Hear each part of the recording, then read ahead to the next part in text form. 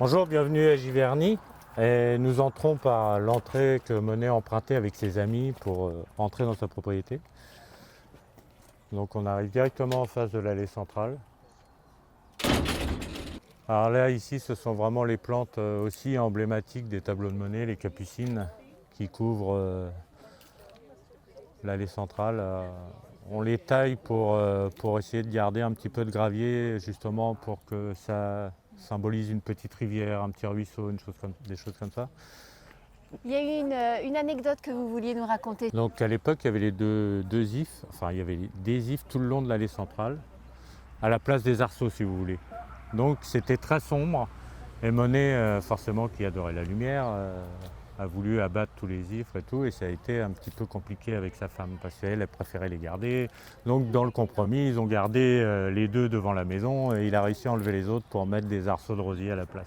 En quoi ça consiste d'être jardinier à Giverny? Alors ce qui est important, c'est de conserver cet esprit de Monet, cette façon de planter, cette façon de mettre des fleurs de différentes couleurs, avec beaucoup de couleurs justement, comme dans un tableau en fait.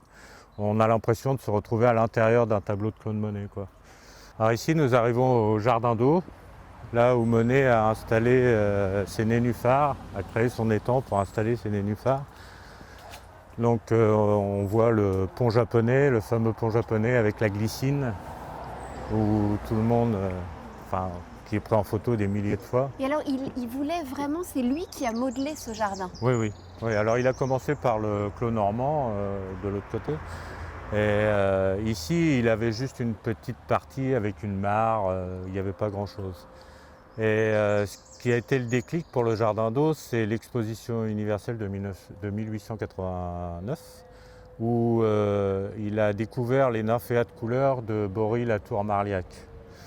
Parce qu'avant, les nymphéas non gélifs étaient uniquement blancs. Et Latour-Marliac a réussi à hybrider les nénuphars pour en faire des nymphéas de couleur en fait. Et lui, il est tombé amoureux de cette plante et il a vraiment créé ce jardin pour introduire ces nénuphars. C'est l'écrin pour les nénuphars en fait. Donc, Et ces nénuphars, alors comment est-ce qu'on les entretient? Alors les nénuphars, il y a un gros travail sur l'étang. Il y a quelqu'un qui est toute la journée sur une barque pratiquement à nettoyer. Alors ça peut être couper l'herbe dans le fond de l'étang qui pousse et qui envahit l'étang. Ça peut être ramasser ce qui est en surface, les feuilles qui tombent, les choses comme ça. Mais c'est aussi couper les feuilles de nénuphar pour qu'elles restent en tache, comme sur les tableaux de Monet, et qu'on puisse garder de l'eau libre pour avoir les reflets qui étaient si chers à Monet dans ces tableaux. Parce que si on laisse faire les nénuphars, ils vont couvrir tout l'étang et on ne verra plus du tout l'eau. Voilà. Ah, c'est magnifique. Vous comprenez que pour Monet, c'était une source d'inspiration? Ah bah, bien sûr,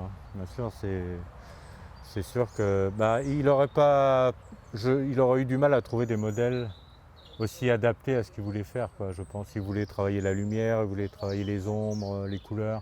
Donc c'est sûr qu'ici, il a vraiment trouvé ce qu'il lui fallait, quoi.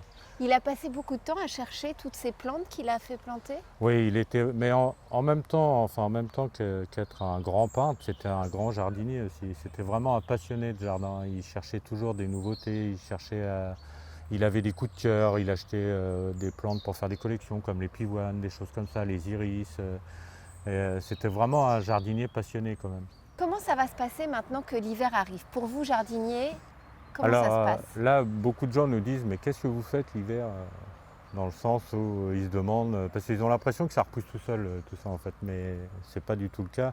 Là, dès le 1er novembre, le 2 novembre, on va arracher tout ce qu'il y a dans le jardin pratiquement, tout ce qui est annuel, bisannuel. On va diviser les vivaces, on va rebêcher tous les massifs pour replanter les bulbes et les pensées, giroflées pour le printemps en fait. Le jardin sera complètement différent au printemps, c'est d'autres plantes que celles qu'on a maintenant.